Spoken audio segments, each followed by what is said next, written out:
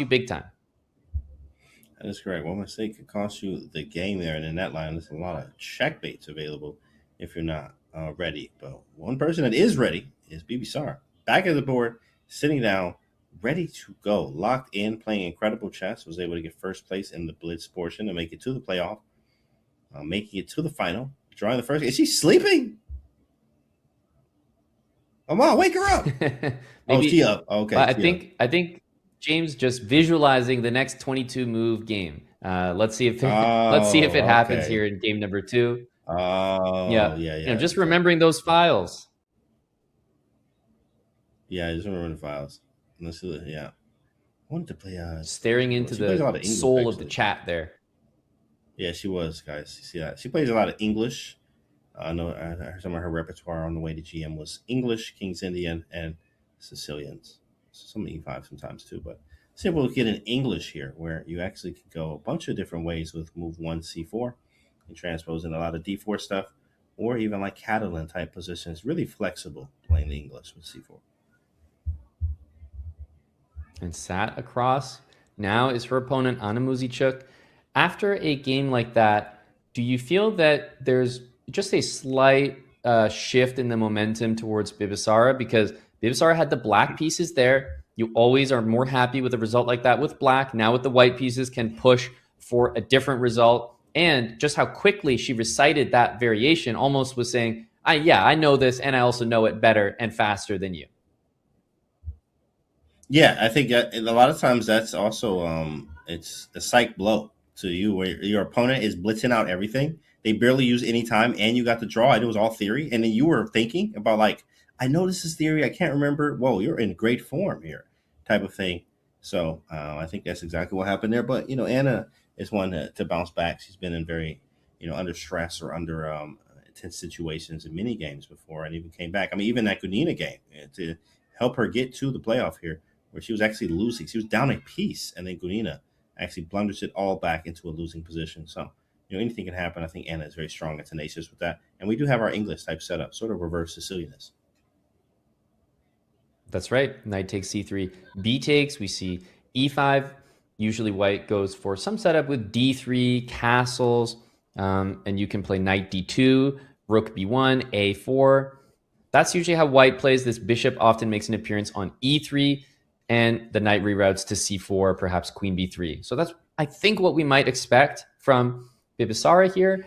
And for Anna Muzychuk, you have to watch out for that b pawn. You're going to need to see that b pawn supported here, because there is going to be some pressure from the bishop on g2 and the rook on b1. You want to play b6, but this bishop and perhaps this rook might need to move first. So rook b8, very standard. And when you see rook b8, it becomes a little more tempting to go for something like knight c4 and f4 if black makes a regular developing move, like, for example, bishop e6. I actually like that f4 move. Also like knight e3, trying to put the knight on d5, but harder to do when rook coming to d8, and also bishop takes a2 in the near future if moving the knight away to the wrong square. I think b5 is a critical move to consider here, and Anna Muzychuk is doubtlessly looking at it, and it's been played. The knight goes to e3. The d5 square can be occupied immediately, and we may get a situation now where white wants to play potentially c4 in order to secure that square, but black is also going to gain access to d4 and b4 momentarily. Knight comes into the center, queen d6, trying to attack it. I did see the c4 move as the knight on c6 can be kicked away from d4 with pawn e3 in a lot of cases. We also open up our bishop. Maybe we do fianchetto. Maybe bishop d2, bishop e3, bishop a3. A lot of different moves to choose from right now. If it takes on c4, we have to trade first on b8. That's what's on the board. There it is. It's all happening. Take back on c4. She took that with some power. You see how hard she took that work? Does that ever intimidate you, Amon, when somebody's just like moving hard, like hard moving? You can try to intimidate your opponent like that. I have seen that, but hard moving, does it intimidate you? Amon? I don't think it would work on me. I would probably view it as overcompensating, and I would use that to fuel my own confidence that it's not actually that scary. The exact opposite. Exactly. I have seen it slam the piece down, and it could be a terrible move, but because it's been slammed, it's a little bit more sting to it. Well, I'll tell you what does not react to how hard you move the piece. It's actually the engine that says, I don't care how hard you take on b8, the position's equal, and you're not changing my mind. And that's exactly what we've got right here. Bishop to f8 to get out of the way of knight takes e7. I would look at this position and instinctively say, well, white's got a great knight on d5, and black cannot match it because knight d4 can always be removed with e3. However, in terms of development, I was going to say Bibisara is behind. Bishop a3, finally catching up, but black is controlling the only open file here because, I mean, while the d file is open, there's a lot of pieces on it that are not quite out of the way just yet. And knight coming over to b4. Yeah, I don't really want to trade that yet. And they're also going to make this pawn a little bit better, connect the pawn. So bishop a4 or queen a4, actually. Hitting a7. A lot can happen here. Knight takes d5 is best move by engine.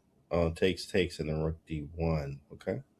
Well, I think in that position, there's a pretty insane, perhaps bishop b3 move.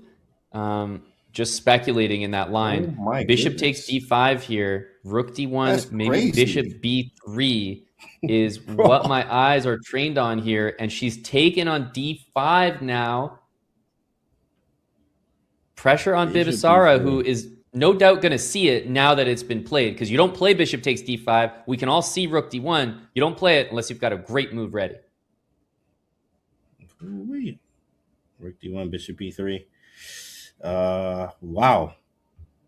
You take queen, move rook where? There's also rook b1. It's not trying to do rook d1 at all. There, she moves out of the way. And look at that move. The queen retreats to c2, which basically means, James, that what we just saw was, in fact, a blunder. It was a mistake. Giving away that pawn, Bibisara thought she had things covered with the tactic rook d1, but it was also a reverse tactic, and all of a sudden the position is just very good for Anna Muzychuk with the black pieces, with an extra pawn. This is a significant edge for black. Yeah, she really just did not get a lot of the opening, which is Bibisara. She just didn't get a lot out of the opening here, and black was able to now grab a pawn, looking to convert. Easier said than done. It is hard to, but looking to get it done. Push the pawns up, maybe trade the queens, keep the rooks on for a little bit, bring the king up to the center. It's going to be a long game. Exactly. It feels like these positions, even though white is down a pawn, sometimes it feels like they're difficult to win because you can very easily just keep things blockaded, and suddenly what do you do from black's perspective? But when you play these positions, you realize it's white who's actually running out of ideas most of the time. It's very difficult to play, but let's see the technique. If you play a move like rook c7, I do not expect it to be captured, but rather a move like rook d8, keeping the pieces on the board would make more sense. And rook c7, rook d8, check. Okay, rook c6 on the board. Rook d8 and queen f3 is always a try. So queen f3, rook f6. Oh, I was thinking we might see that. And then I was wondering about queen a8, which could have been a fun way to try to even go for mate against the black king. Still some stuff. Still a little, not shaky, but cautious, as if you're playing black here. Ace takes g, weakens the king. Might have to take back with the rook. Leaves f7 weak. Yeah, this is... I would not say that only black can win this game, James. The king is now a bit exposed. Oh, she missed rook g3. Rook g3. Oh, wait, no, wait. Oh, no. King d7 first. Rook g3 is on the pins, right? Okay. Like, oh, rook g3, do it. You scared me, Jamie. Actually, you're good at that. Yeah. You're good at that. And that's why e3 was played. What's the penalty for that? I think a move. Is it time? I believe so, yes. She took a draw? Yep, this looks like a draw, and honestly, a draw that might surprise some people. Makes a little bit of sense. Black's position has got much worse since being significantly better before. Unfortunately, the technique there was really lacking.